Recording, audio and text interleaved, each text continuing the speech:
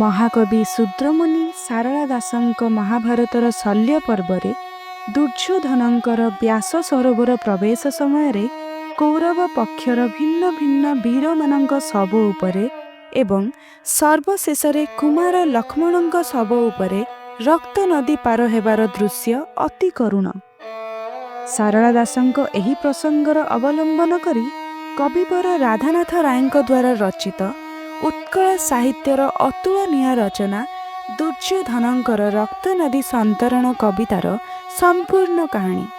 ଲୋହିତ କର୍କର ପୁଞ୍ଜରେ ଅରୁଣିତ ବିଶ୍ୱ ନରମେଧ ବେଦୀ କୁରୁକ୍ଷେତ୍ରର ଭୀଷ୍ମ ଦ୍ରୋଣ କର୍ଣ୍ଣଙ୍କର ନିଧନ ପରେ ସମଗ୍ର କୌରବ ସେନା ନିରାଶା ଜର୍ଜରିତ। ମଦ୍ରପତି ଶଲ୍ୟ ପାଣ୍ଡବଙ୍କ ବାଣ ଆଘାତରେ ନିହତ। ପୁଣି ମାଦ୍ରୀସୂତଙ୍କ ଶାଣିତ କୃପାଣ ଚୋଟରେ କପଟ ପୋଷା ପ୍ରପଞ୍ଚର ଅଗ୍ରଣୀ ରଚନାକାରୀ ଖଳମତୀ ଦୁରନ୍ତ ଶକୁନି ମଧ୍ୟ ନିହତ। କୌରବ ସେନାର ଅବଶିଷ୍ଟ ତିନି ମହାରଥୀ କୃପାଚାର୍ଯ୍ୟ କୃତବର୍ମା ଓ ବୀର ଅଶ୍ୱତ୍ଥାମା ପାଣ୍ଡବମାନଙ୍କର ପ୍ରତାପକୁ ସମ୍ମୁଖୀନ ହେଇ ନ ପାରି ପ୍ରାଣ ଆତଙ୍କରେ କେଜାଣି କେଉଁଠି ଲୁଚି ଯାଇଛନ୍ତି। ସମର କ୍ଷେତ୍ରରେ କୌରବ ବାହିନୀ ଛିନ୍ନ ଭିନ୍ନ ହେଇ ଏପରି ଭାବରେ ଧ୍ୱସ୍ତ ହେଇ ଚାଲିଛନ୍ତି ଯେପରି ଭୀଷଣ ଝଡ଼ରେ ବୃକ୍ଷରାଜି ସବୁ ଭୂପତିତ ହୁଅନ୍ତି। ଅନେକ ଦୂର ଦୂରାନ୍ତରରୁ କେତେ ସବୁ ପଦାତିକ ରଥାରୂଢ଼ ଅଶ୍ୱବାହିନୀ ଗଜବାହିନୀ କୌତୁକର ସହିତ ବାନା ଉଡ଼େଇ ମହାଦର୍ପରେ ବୀର ବାଜା ବଜେଇ ଏ ରଣଯାତ୍ରାରେ ରଣମଦେ ମାତି ଏ ବିରାଟ ନରମେଧ ଯଜ୍ଞର ଯଜ୍ଞବସୁ ଭାବେ ଏ ସମସ୍ତ ମହାପ୍ରାଣୀମାନେ ବଳି ପଡ଼ିଗଲେ। ହାତୀ ଏବଂ ଘୋଡ଼ାମାନଙ୍କ ସହ ଭଗ୍ନରଥ ଛିନ୍ନ ଅସ୍ତ୍ରଶସ୍ତ୍ର ଢାଲ ସବୁ ସହିତ ଲକ୍ଷ ଲକ୍ଷ ବୀରମାନେ ନିର୍ଜୀବ ବସ୍ତୁ ପାଲଟି ପର୍ବତ ଆକାରରେ ପଡ଼ି ରହିଥିଲେ। କି ସୁନ୍ଦର କି କୁତ୍ସିତ କି ଧନୀ କି ଗରିବ କି ଯୁବା ଅବା କି ବୃଦ୍ଧ କୁଳୀନ ଅକୁଳୀନ ରାଜା ପ୍ରଜା ସମସ୍ତେ ସବୁ ପାର୍ଥକ୍ୟକୁ ଭୁଲି ପରସ୍ପରକୁ ଆଲିଙ୍ଗନ କରି ମୃତ୍ୟୁ କୋଳରେ ଏକାଠି ଶୋଇପଡ଼ିଥିଲେ। କୁରୁପତି ଦୁର୍ଯ୍ୟୋଧନ କେବଳ ନିଜ ପୁତ୍ର ଲକ୍ଷ୍ମଣ କୁମାରଙ୍କ ସହିତ ଅଳ୍ପ କିଛି ସୈନ୍ୟ ନେଇ ମହାଦମ୍ଭରେ ସଂଗ୍ରାମ ଜାରି ରଖିଥିଲେ। ଶତ୍ରୁମାନଙ୍କ କବଳରୁ ପୁତ୍ରକୁ ବଞ୍ଚାଇବା ପାଇଁ ସେ ତାକୁ ଗୁପ୍ତ ଭାବରେ ନିଜ ଶିବିରକୁ ପ୍ରେରଣ କଲେ। ମାତ୍ର ତାଙ୍କ ଅଜ୍ଞାତରେ କୁମାର ଲକ୍ଷ୍ମଣ ଶତ୍ରୁଙ୍କ ହାତରେ ଧରାପଡ଼ି ନିହତ ହେଲେ। ଅବଶିଷ୍ଟ ସୈନ୍ୟବାହିନୀଙ୍କର କ୍ଷୟ ଦେଖି ଭୀତତ୍ରସ୍ତ ଦୁର୍ଯ୍ୟୋଧନ ହାତରେ ଗଦା ଧରି ଦ୍ରୁତ ଗତିରେ ବ୍ୟାସ ସରୋବର ଦିଗରେ ଅଗ୍ରସର ହେଲେ। ସୂର୍ଯ୍ୟ ଅସ୍ତ ହେଲେ ଆଉ ଗାଢ଼ ରାତ୍ରି ଘୋଟି ଆସିଲା। ଆକାଶର ମେଘମାଳା ଘୋଟି ଆସି ଗର୍ଜନର ସହିତ ବର୍ଷିବା ଆରମ୍ଭ କଲେ ଓ ସମର ପ୍ରାଙ୍ଗଣର ରୁଧିର ସହ ସେ ବୃଷ୍ଟି ଜଳ ମିଶି ରକ୍ତ ନଦୀ ପାଲଟି ତୀବ୍ର ସ୍ରୋତର ସହିତ ପ୍ରବାହିତ ହେବାକୁ ଲାଗିଲା। ସେଇ ରକ୍ତ ନଦୀର ସ୍ରୋତରେ କେତେ କେତେ ରଥୀ ମହାରଥୀଙ୍କର ଶବ ତଥା ଅସଂଖ୍ୟ ଗଜ ଅଶ୍ୱଙ୍କର ମୃତଦେହ ଭାସି ଚାଲିଥିଲା। ସମ୍ମୁଖରେ ଏ ପ୍ରକାଣ୍ଡ ରକ୍ତ ନଦୀକୁ ଦେଖି ଭୂପତି ନିଜ କପାଳରେ ହାତ ରଖି ଆତୁର ଭାବରେ କହିଲେ, ଶସ୍ତ୍ର ପାଣି ଦଣ୍ଡଧର ପାଣ୍ଡବମାନେ ମୋ ପଶ୍ଚାତ୍ ଧାବନ କରୁଛନ୍ତି। ଆଉ ସମ୍ମୁଖରେ ଭୀଷଣ ତରଙ୍ଗାୟିତ ନଦୀ। ମୁଁ କିପରି ଭାବରେ ସରୋବର ଯାଇଯିବି?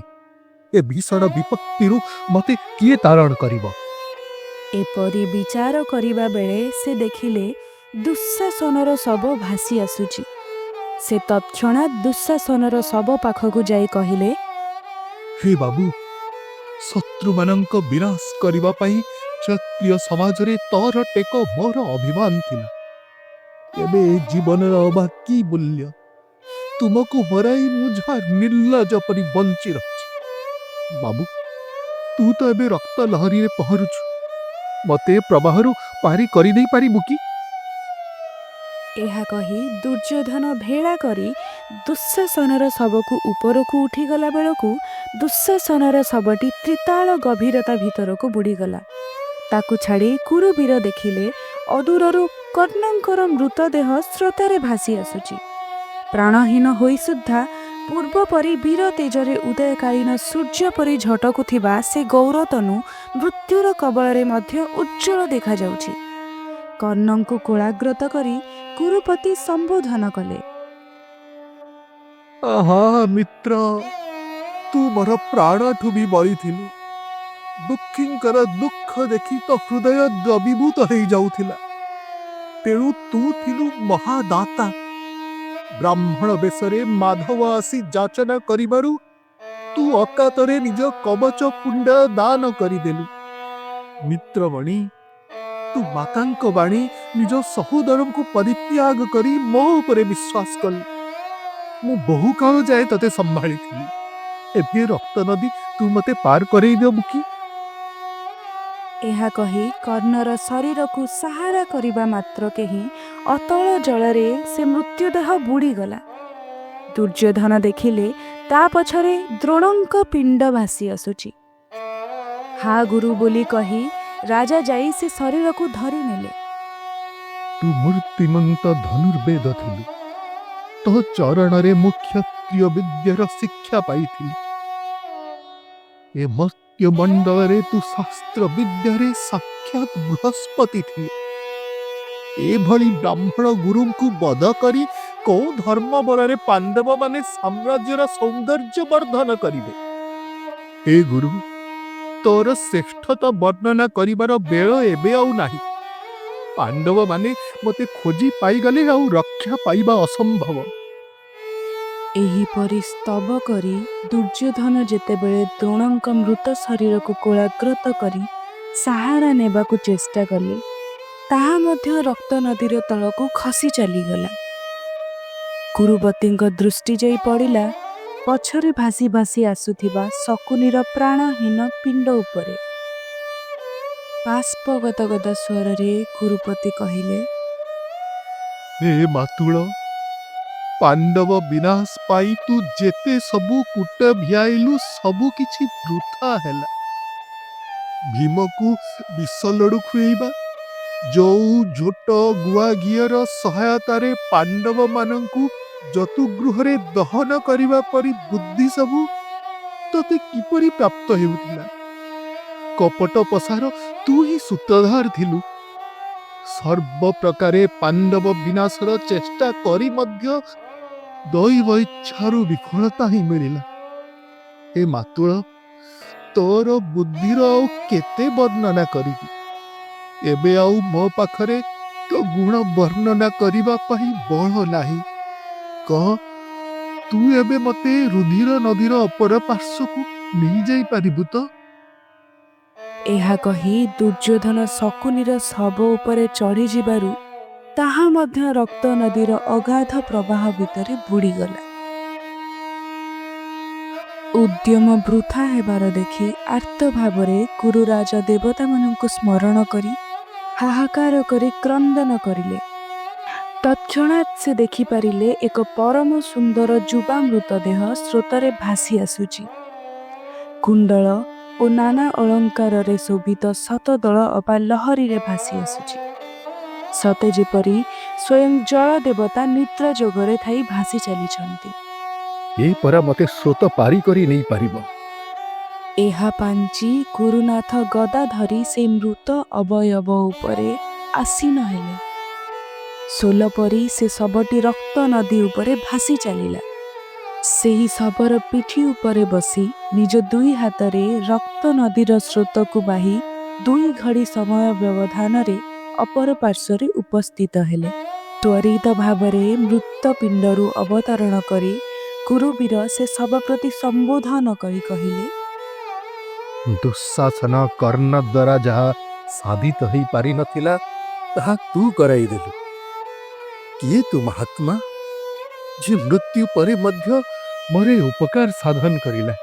ଏହା କହି ଦୁର୍ଯ୍ୟୋଧନ ଯେତେବେଳେ ଶବଟିକୁ ବୁଲାଇ ମୁଖ ନିରୀକ୍ଷଣ କରି ଦେଖିଲେ, ଏ ଯେ ତାଙ୍କ ପ୍ରାଣପ୍ରିୟ ସନ୍ତାନ ଲକ୍ଷ୍ମଣ କୁମାରଙ୍କର ମୃତ ପିଣ୍ଡ। ନିଜ ପୁତ୍ରର ଶବକୁ ଦେଖି ଅତୀବ ବ୍ୟାକୁଳତାରେ ବାହୁନି ବାହୁନି ଦୁର୍ଯ୍ୟୋଧନ କହିବାକୁ ଲାଗିଲେ, ମୋ ପ୍ରିୟ ଲକ୍ଷ୍ମଣ କୁମାର, କୁରୁବଂଶର ତୁ ଏକମାତ୍ର କୁଳ ଅଙ୍କୁର ଥିଲୁ। ତତେ ରକ୍ଷା କରିବା ନିମିତ୍ତ ମୁଁ ଯୁଦ୍ଧ ଭୂମିରୁ ଗୁପ୍ତ ଗୁପ୍ତ ପଥରେ ତୋତେ କୁରୁ ଶିବିରକୁ ପ୍ରେରଣ କରିଥିଲି। ଏ କୁରୁ ବଂଶର ଆଶା ଲତାକୁ କିଏ ଏତେ ନିର୍ମମତାର ସହିତ ନଷ୍ଟ କରିଦେଲା। ବାଳୁତ ହେଇ ମୋ ପୂର୍ବରୁ ତୁମେ ସଂସାରକୁ ଛାଡ଼ି ଚାଲିଗଲୁ। କୁରୁ ସିଂହାସନରେ ତୁ ଏକମାତ୍ର ସୁଯୋଗ୍ୟ ଦାୟାଦ ଥିଲୁ। ଆରେ ବାବୁ, ଗୁଣ ରୂପରେ ତ ଅନନ୍ୟ ସ୍ମୃତି, ତ ଦୟାପୂର୍ଣ୍ଣ ହୃଦୟକୁ ସର୍ବଦା ଦେଶ ଦେଶାନ୍ତରର ପ୍ରଜାମାନେ ସ୍ମରଣ କରୁଥାନ୍ତି। ଦିନ ରାତି ତୁ ଦାନ ଧର୍ମରେ ଲାଗିଥାଉ। ସର୍ବଦା ବ୍ରାହ୍ମଣ ଦେବତା ମାନଙ୍କ ଭକ୍ତିରେ ତୋ ଚିତ୍ତ ନିମଗ୍ନ ହେଇ ରହୁଥାଏ। ଧର୍ମ ଦେବତା କିପରି ଭାବେ ତୋ ପ୍ରତି ଏତେ କଠୋର ହେଇପାରିଲେ? ସଦା ବିନୟର ଆଚରଣ, ସଦା ସତ୍ୟ ଭାଷଣ, ସବୁବେଳେ ପରହିତ ସାଧନ। ଦୁଃଖୀ ଜନଙ୍କ ପ୍ରତି ତ ଦୟାକୁ ଦେଖି ସମସ୍ତେ ସାଧୁ ସାଧୁ ବୋଲି କହୁଥିଲେ। ତ ମୁଖ କାନ୍ତିକୁ ଦେଖି ଜନତାଙ୍କ ହୃଦୟ ଆନନ୍ଦରେ ଭରି ହେଇ ଯାଉଥିଲା। ତ ଯଶ ସୌରଭରେ ସମଗ୍ର ଦେଶ ଚହଟୁଥିଲା। ତୁ ଯେତିକି ସାଧୁ ଥିଲୁ, ରଣସ୍ଥଳରେ ସେତିକି ଦୁର୍ଜୟ ଥିଲୁ। ତ ଧନୁର୍ବାଣରେ ଶତ୍ରୁ ତ୍ରାହି ତ୍ରାହି କରି ପୃଷ୍ଠଭଙ୍ଗ କରୁଥିଲା। ତୋର ଯେତିକି ସବୁ ସଦ୍ଗୁଣ ତାକୁ ଗଣପତି ବି ନିଜ ମୁଖରେ ବର୍ଣ୍ଣନା କରିଲେ ଥକିଯିବେ। ବାବୁ ଲକ୍ଷ୍ମଣ ରେ, ତୁ ମତେ ଅନାଥ କରି ଛାଡ଼ି ଚାଲିଗଲୁ। ଅତଃ ସାଗରରେ ମୋ ଭେଳା ବୁଡ଼େଇ ଦେଲୁ। ତୋ ବିନା ଏ ସୃଷ୍ଟି ମୋ ପାଇଁ ଅନ୍ଧକାର ହେଇଯାଇଛି। ତୁ ଥରଟିଏ ଆଖି ଖୋଲି ମତେ ଦେଖୁନୁ କାହିଁକି? ଉଠ ଉଠ ବାବୁ ମୋର, ଆମେ ନବରକୁ ବାହୁଡ଼ି ଯିବା। ତୋ ମା ଭାନୁମତୀ ତେଣେ ତ ବାଟ ଚାହିଁ ବସିଥିବେ। ତୁମେ ମା ପୁଅ ମିଶି ମତେ ଦୈନ୍ୟ କରିସାରିଲଣି। ଯଦି ଯଦୁପତି ଶ୍ରୀକୃଷ୍ଣ ସେଦିନ ଅପମାନିତ ହେଇ ଶୂନ୍ୟ ହସ୍ତରେ ଫେରି ଯାଇ ନଥାନ୍ତେ, ଯଦି 5 ଖଣ୍ଡ ଗ୍ରାମର ଅନୁରୋଧକୁ ମୁଁ ସ୍ୱୀକାର କରି ନେଇଥାନ୍ତି, ଯଦି ତୁମମାନଙ୍କ ଅଳି ମାନି ନେଇଥାନ୍ତି, ଯଦି କର୍ଣ୍ଣ ଆଉ ସପୁନି ସହିତ ମନ୍ତ୍ରଣା ପାଞ୍ଚି ବିନା ଯୁଦ୍ଧେ ସୁଚାଗ୍ରେ ମେଦିନୀ ନ ଦେବାର ନିର୍ଣ୍ଣୟ ନେଇ ନଥାନ୍ତି, ତେବେ ଆଜି ବାବୁ ଏ ପ୍ରତିଫଳ ମତେ ଭୋଗ କରିବାକୁ ପଡ଼ିନଥାନ୍ତା। ମୋ ଜୀବନର ସବୁଠାରୁ ବଡ଼ ସମ୍ପଦକୁ ମତେ ହରେଇବାକୁ ପଡ଼ିନଥାନ୍ତା। ଆରେ ପୁତ୍ର, ତୋ ବୋଲ ମୁଁ ଏଇ କ୍ଷଣ ହିଁ ସ୍ୱୀକାର କରୁଛି। ମୁଁ ଅର୍ଦ୍ଧେକ ରାଜ୍ୟ ଦେବାକୁ ରାଜି ଅଛି। ଏବେ ମୋ ପାଖକୁ ଆ ମୋ ପୁତ୍ର। ତ ଶଶିକାନ୍ତ ମୁଖର ଉଜ୍ଜ୍ୱଳତାକୁ ନ ଦେଖି ମୁଁ ବଞ୍ଚିବି କେମିତି? ତୋର ଏ ନିଷ୍ପ୍ରଭ କାନ୍ତିକୁ ନିରେକି ମୋ ପ୍ରାଣ କେମିତି ତିଷ୍ଠି ରହିପାରିବ? ବାବୁ, ତ ମୃତ ପିଣ୍ଡକୁ ହୃଦୟରେ ଜଳେଇ ଧରିବା ପରେ ମଧ୍ୟ ମୋ ଛାତି ଫାଟି ଯାଉନି କାହିଁକି? ଆହା, କର୍ପୂର ଚନ୍ଦନ ଯେଉଁ ଦେହରେ ବୋଳି ହଉଥିଲୁ, ଆଜି ସେ ଦେହ ରକ୍ତରେ ଆପ୍ଲୁତ। ତ ଜନ୍ମଠାରୁ ହିଁ ତ ମୁଖ ଦେଖି ବଞ୍ଚି ଆସୁଥିଲି।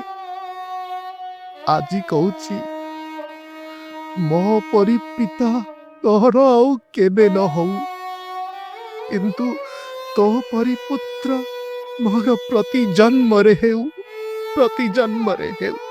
ଏହା କହି ସେ ଘୋର ଅନ୍ଧାର ରଜନୀରେ କୁରୁପତି ପଳାଶ କୁଞ୍ଜରେ ଏକ ଖାତ ଖୋଳି ତା ଭିତରେ ଲକ୍ଷ୍ମଣ କୁମାରଙ୍କୁ ଶୁଆଇ ଦେଇ ଅଶ୍ରୁଳ ଚକ୍ଷୁ ସହିତ ତା ଉପରେ ମାଟି ପକାଇଲେ ଏବଂ ତାପରେ ତୀବ୍ର ଗତିରେ ଗୋପନତାର ସହିତ ପଳାଶ କୁଞ୍ଜ ସବୁର ପାର୍ଶ୍ୱଦେଶ ଦେଇ ଆଶ୍ରୟ ନେବା ପାଇଁ ବ୍ୟାସ ସରୋବର ଦିଗରେ ବଢ଼ି ଚାଲିଲେ। ଏହା ଥିଲା କବିବର ରାଧାନାଥ ରାୟଙ୍କ ଦ୍ୱାରା ରଚିତ କବିତା ଦୁର୍ଯ୍ୟୋଧନଙ୍କର ରକ୍ତ ନଦୀ ସନ୍ତରଣ କବିତାର କଥାବସ୍ତୁ। ରକ୍ତ ନଦୀ ସନ୍ତରଣ କରି ନିଜ ପୁତ୍ରକୁ ନିଜ ହସ୍ତରେ ସମାଧିସ୍ଥ କରି ବ୍ୟାସ ସରୋବରରେ ଆଶ୍ରୟ ନେଇ ଆତ୍ମଗୋପନ କରିଥିବା ଦୁର୍ଯ୍ୟୋଧନଙ୍କର ଶେଷ ଗତି ବିଷୟରେ ଯଦି ଏହିପରି କିଛି ମର୍ମସ୍ପର୍ଶୀ କଥା ଜାଣିବାକୁ ଇଚ୍ଛୁକ ଥିବେ ତେବେ କମେଣ୍ଟ ବକ୍ସରେ ନିଜର ମନ୍ତବ୍ୟ ନିଶ୍ଚୟ ଭାବରେ ଜଣାଇବେ।